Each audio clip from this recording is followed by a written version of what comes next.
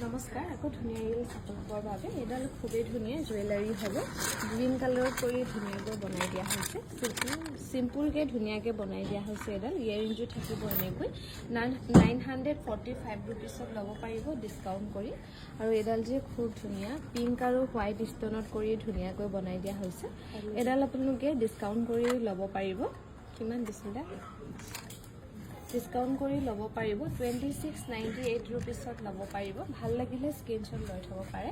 আৰু এডালো খুবেই ধুনীয়া হ'ব জোনবেৰীত বনাই দিয়া হৈছে ৰেডত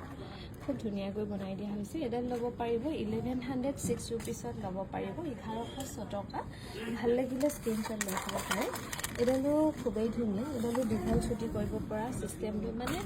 দীঘল আৰু ছুটি কৰিকে ধুনীয়াকৈ পিন্ধিব পাৰিব এডাল